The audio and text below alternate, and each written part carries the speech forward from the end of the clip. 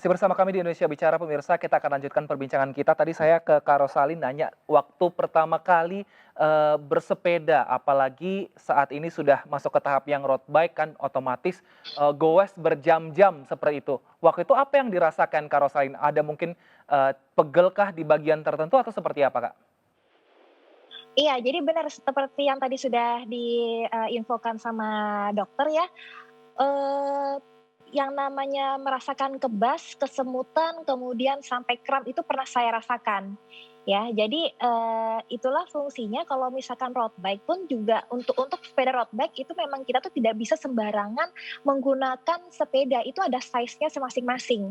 Jadi dari pesepedanya sendiri dengan sepedanya itu tuh ada size-nya gitu kan. Jadi tergantung tinggi kita berapa, berat badan kita berapa, nah itu yang menentukan size sepeda yang akan kita gunakan. Kemudian biasanya kalau misalkan sebelum riding, baru awal-awal kita punya sepeda atau awal-awal kita mencoba sepeda khususnya road bike, itu, diharuskan untuk fitting terlebih dahulu. Jadi fitting sepeda gitu. Jadi itu, menentukan posisi tangan, posisi saddle, pedalnya seperti apa, kemudian jarak panjang pendeknya, antara tubuh dengan, eee,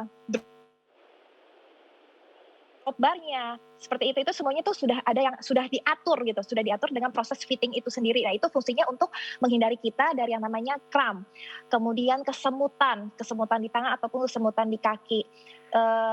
Terus kalau tadi yang soal, apa namanya tuh, menjaga heart rate segala macam, nah itu kan yang namanya kita, bersepeda otomatis kalau saya sih melalui berbagai macam tahap ya. Misalkan pada awal-awalnya mungkin ya 10 sampai dengan 15 kilometer dulu, kemudian awal-awalnya mungkin speed-nya cuman 15 sampai dengan 18, kemudian sudah mulai kuat kakinya bertahap lagi speed-nya dinaikin lagi mungkin dari 25 sampai dengan 30 gitu terus. Jadi sampai 30 sampai yang, 35 kilometer. Nah memang benar seperti tadi sudah dokter katakan bahwa misalkan dalam satu pelotonan itu biasanya untuk kemampuan masing-masing orang itu biasanya tuh, sama. Ataupun kalau saya pribadi sih termasuk tipe orang yang kalau misalkan, sudah merasakan capek, sudah merasakan apa istilahnya nafasnya ngos-ngosan atau mungkin nafasnya sudah pendek, lebih baik sudah tidak mau saya paksakan lagi. Lebih baik saya berhenti, mengurangi kecepatan atau kadang-kadang free will ambil nafas, kemudian kalau sudah kuat pelan-pelan coba lagi, kemudian atau misalkan sudah mungkin keliengan atau, seperti tadi heart rate monitornya nih sudah menunjukkan, sudah tinggi gitu ya, lebih baik saya memutuskan untuk berhenti, istirahat sebentar atau mungkin minum, lurusin kaki, kalau sudah kuat baru lanjut lagi gitu. Baik. Nah, Dokter Jadi Sofia. intinya jangan memaksakan lah, kan yang tahu soal kuat atau tidaknya, diri kita kan cuma diri kita sendiri ya Dok ya, cuman kita yang bisa merasakan juga gitu, kira-kira gue masih mampu apa enggak ya kalau misalkan sudah berasa capek atau sudah mulai berkunang-kunang, lebih baik sih aku berhenti dulu. Nah, Dokter Sofia, benar nggak ini tadi yang dikatakan Kak Rosalin tahap-tahapnya harus seperti itu? Iya iya, betul. Jadi, memang tidak boleh langsung ya, jadi disesuaikan dengan kita bilangnya fitness level atau tingkat kebugaran. Cara paling sederhana menilai tingkat kebugaran itu lewat heart rate dan, atau nadi dan, nafas gitu.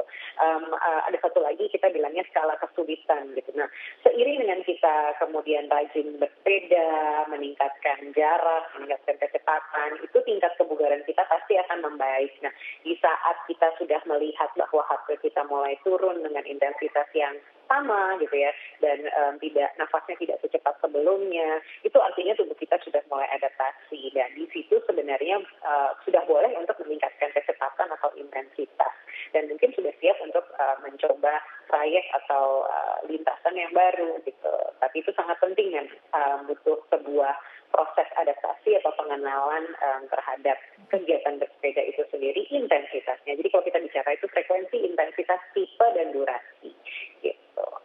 Nah, Ya, kalau Kak Ros satu lagi mungkin saya mau nambahin, yang suka dilupakan adalah stretching dan pemanasan, dan stretching dan Iya betul. pendinginan. Itu sangat penting sebenarnya untuk recovery dan juga untuk membuat tubuh kita lebih cepat adaptasi terhadap olahraga atau tingkat bersepeda yang dilakukan. Jadi pemanasan dan stretching itu seringkali dilupakan, tapi sebenarnya adalah komponen paling penting sebelum kita masuk ke dalam kegiatan bersepeda itu sendiri. baik. Nah, kalau Kak Rosalin tadi selain stretching untuk pemanasan dan juga pendinginan. Kira-kira apa yang dilakukan juga untuk recovery? Apakah mungkin ada fase di mana sepeda ini tidak langsung selesai namun juga memperlambat kecepatan atau mungkin ada makanan juga kah yang membantu untuk proses recovery? Apa yang Kak Rosalin lakukan dengan teman-teman di komunitas sepeda? Baik, kalau misalkan soal makanan itu masing-masing, pribadi orang juga beda-beda ya. Ada mungkin yang sebelum bersepeda dia makan dulu, ada mungkin yang sebelum bersepeda cuman cukup minum air putih atau minum susu dan lain sebagainya, itu masing-masing orang beda-beda. Tapi kalau saya pribadi, sebelum bersepeda biasanya tuh saya, makan cemilan, misalkan seperti apa ya, biskuit dulu, nggak bisa yang langsung berat gitu ya. Makan biskuit dulu atau paling tidak pisang. Nah, katanya sih pisang itu bisa untuk, apa namanya, bikin, kuat ya kalau nggak salah ya Dok ya, nggak tahu juga sih, belum belum aku juga belum tahu itu beneran pisang bisa beneran, bisa bikin kita menjadi lebih kuat atau paling tidak tuh jangan sampai perut kosong. Jangan sampai, kita riding, misalkan riding jauh kemudian masuk angin kan nggak lucu juga ya. Nah jadi seperti itu, jadi sebelumnya aku makan cemilan dulu seperti biskuit, kemudian pastinya membawa air minum di bidon, sebelum bersepeda pun juga, biasanya stretching dulu, habis stretching biasanya tuh di parkiran tuh kita muter-muter dulu, rileks. Nah udah selesai, udah rileks gitu, udah muter-muter, baru kita memutuskan untuk yuk riding. Biasanya kalau misalkan keputusan riding dari mana ke mana, itu kita sudah nentuin 1 hari sebelumnya. Misalkan, riding ini kita hari ini mau 50 kilo nih atau cuman, ridingnya 30 kilo gitu kan, dengan speednya berapa, nah itu biasanya sudah dibicarakan terlebih dahulu gitu. Kemudian habis selesai, riding, sebelum selesai riding biasanya tuh kita ini, naikin ke gigi ringan dulu gitu kan, naikin ke gigi ringan, kemudian udah langsung selesai yang ambil nafas. Biasanya kalau misalnya habis selesai riding, kalau aku pribadi sih lapar, terus kemudian langsung makan gitu. Kak Rosalin, ini mumpung ada dokter spesialis olahraga, kira-kira ada yang mau ditanya nggak nih? Mungkin tips-tipsnya biar tetap fit ataupun tetap bugar ketika mungkin sekarang cuaca juga agak nggak jelas ya, jadi kayak menentukan waktu bersepeda Ya. kapan tetapnya. Silakan nih Kak Rosalin, mumpung ada dokter Sofia. Oke, benar. Dokter, saya mau nanya, itu benar nggak sih yang katanya kalau misalnya kita mengkonsumsi buah pisang itu istilahnya bisa bikin apa ya namanya lebih kuat, kemudian lebih Lebih prima saat berolahraga kali. ya lebih diterima untuk berolahraga seperti itu dok. Benar nggak dok? Terus sama pertanyaan saya gimana sih dok caranya supaya eh, kita tuh nafas itu menjadi lebih panjang?